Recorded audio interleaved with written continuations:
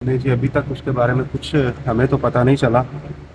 46 دن ہو گئے تقریباً انہیں ابڈکٹ ہوئے اور تب سے لے کے اب تک ہم مختلف تھانوں، کچہریوں اور ہائی کورٹ، یہ جو ہے ہماری، اسی کے چکر لگا رہے ہیں، کبھی کسی تھانے میں اور کبھی کسی تھانے میں، اور مسلسل سبھی یہی کہہ رہے ہیں۔ پہلے تو 2 تھانے والے نے ہی ہمیں اسی چکر میں ڈالے رکھا کہ یہ ہماری جیورسڈکشن ہی نہیں ہے۔ وہ واللہ عالم کس دنیا کی جیورسڈکشن ہے جو وہ اب ہمیں اس چکر میں ذلیل کر رہے تھے۔ اس کے بعد اب مختلف ہیبیس ہم نے کیا ادھر، اس میں ہمیں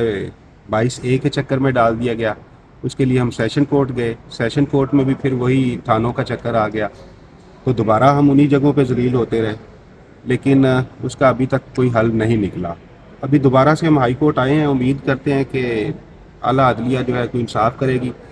ہمارے بھائیوں کو بازیاب کرانے میں ہماری مدد کرے گی، کوئی نوٹس کرے ان کے لیے یا جو کچھ بھی ہے۔ اور باقی کرب کی اگر بات کریں تو جس طرح ہوتا ہے، والدین ہیں بوڑھے اور ڈائبیٹک ہیں، ہارٹ کے پیشنٹ ہیں دونوں، تو مسلسل 46 دن ہو گئے ہیں، انہیں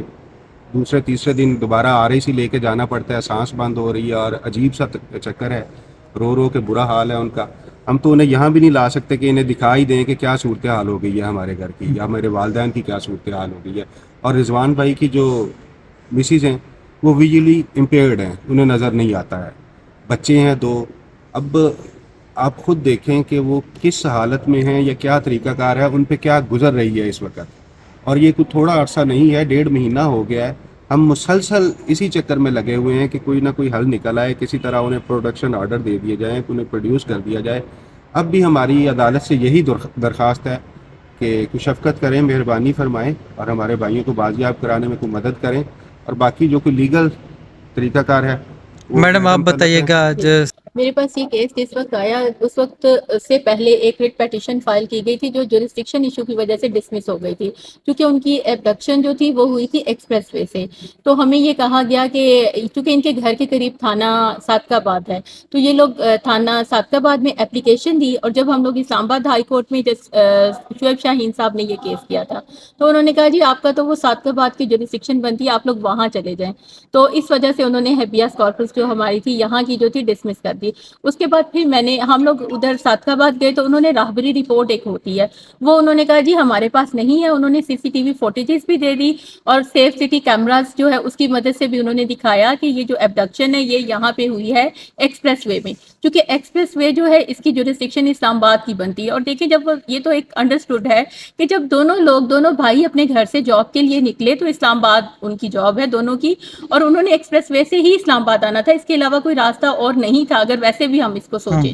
ٹیکنیکلی پوائنٹس پہ بھی۔ تو اس کے بعد خیر وہاں سے راہبری رپورٹ لے کے میں خود تھانہ جو ہمارا پولیس اسٹیشن کھنہ ہے یہاں پہ میں گئی، لیکن وہ کھنہ کے جو SHO تھے انہوں نے ہماری اپلیکیشن کو انٹرٹین نہیں کیا۔ اس کے بعد ہم SSP آپریشن گئے، ہم نے وہاں پہ بھی اپلیکیشن دی۔ اس کے بعد پھر فریش گراؤنڈ پہ ہم لوگ اسلام آباد ہائی کورٹ میں ہم نے دوبارہ سے ریٹ فائل کی، جو کہ جسٹس سمن رفت صاحبہ جو ہیں ان کی کورٹ میں زیر سماعت تھا۔ اس میں انہوں نے ہمیں یہ ڈائریکشن ایشو کر دیا کہ آپ لوگ 22A میں جائیں۔ دیکھیں